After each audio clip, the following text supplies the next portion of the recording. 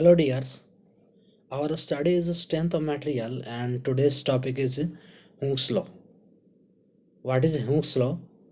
So we will see first its assumptions for Hooke's law. Its first assumption is chemical composition is constant throughout. Chemical composition is constant throughout. Next one, there is no change in temperature during loading. There is no change in temperature during loading. This is second assumptions for Hooke law. Its next assumption is there is no stress concentration and surface is perfectly smooth. There is no stress concentration and surface is perfectly smooth. Stress concentration should be 0 of the material. Next assumption is material is deformable. Material should be deformable. There is no rigid body or no rigid material. So Hooke's law explain when a material is loaded within elastic limit, the stress directly proportional to the strain. When a material is loaded within its elastic limit, the stress directly proportional to the strain.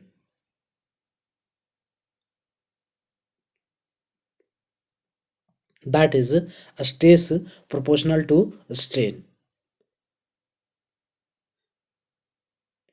Here the every types of stress is proportional to every types of strain. First we see normal stress. So normal stress is proportional to normal strain because a stress proportional to strain. So normal stress proportional to normal strain. Next case, in case of longitudinal stress, so in case of longitudinal stress directly proportional to longitudinal strain. Next one is shear. So shear stress directly proportional to shear strain. Now when remove the proportional sign, then sigma is equals to E epsilon, where E is Young's modulus of elasticity.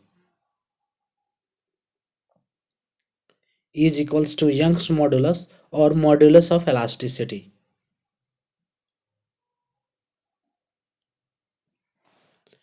In the equation, sigma is equals to E epsilon. Here sigma is equals to stress and epsilon is equals to strain. Now strain is a measurable quantity. So it can measure because strain is a measure of deformation, but a stress can't measure. It can be calculated by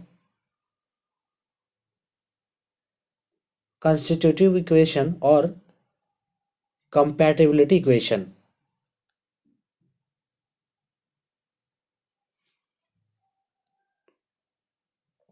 Because a stress can't be measured.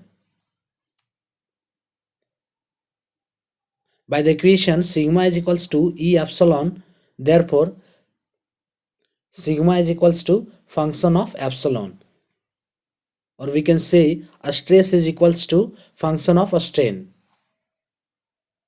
Now this equation will compare the equation of y equals to mx plus c. Compare the equation y equals to mx plus c.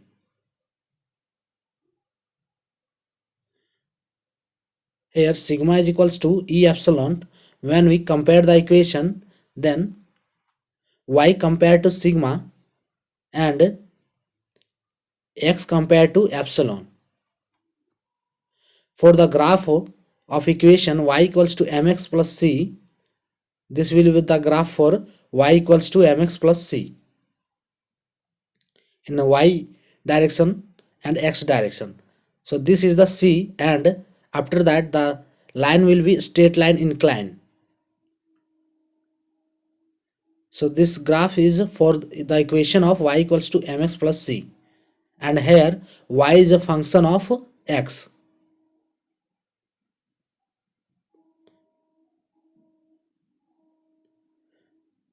Therefore the comparison of m is equals to e, and the slope of this graph is equals to m.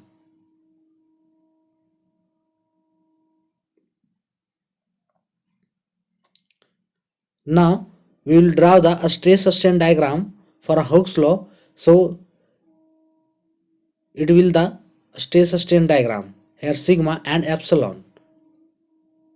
So when we compare this equation, y equals to mx plus c, y equals to sigma, and x equals to epsilon, and m is equals to e. Here c is equals to 0 because in the equation Hooke's law c is equals to 0. So in the equation y equals to mx plus c, the slope of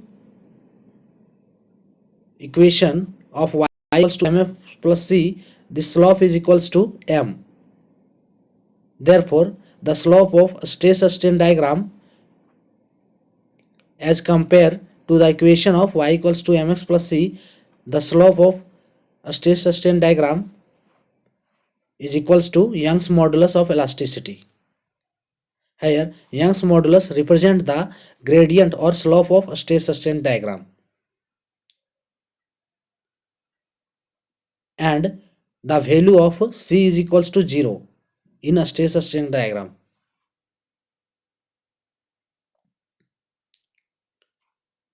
After comparing the equation, c is equals to 0, therefore its slope and its diagram will be, the diagram will be a straight inclined straight line from the origin, and it will the slope of a stress strain diagram, which is Young's modulus of elasticity, that is E.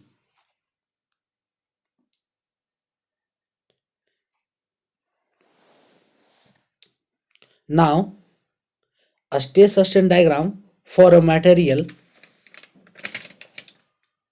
which completely follow the Hooke's law,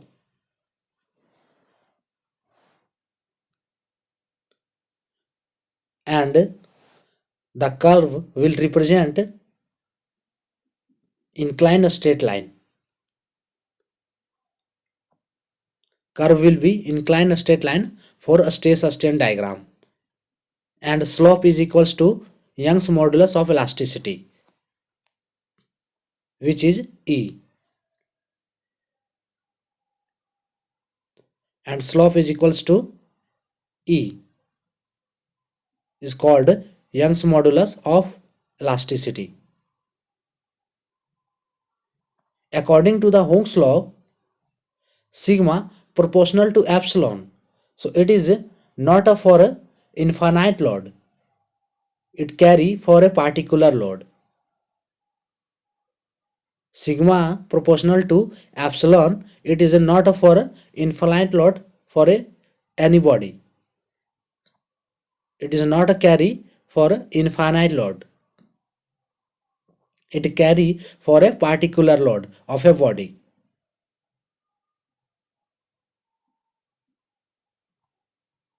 It carry for a particular load.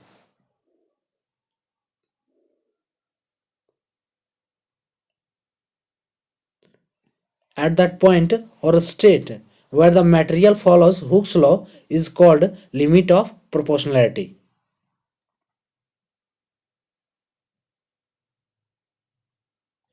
At that point or state where the material follows Hooke's law is called limit of proportionality.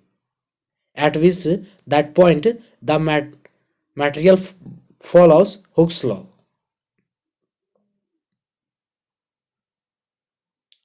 is called limit of proportionality.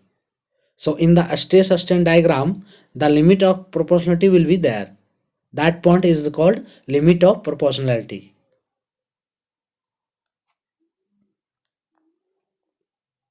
So these are all abouts of Hooke's law, and today's topic is over. Thanks for watching.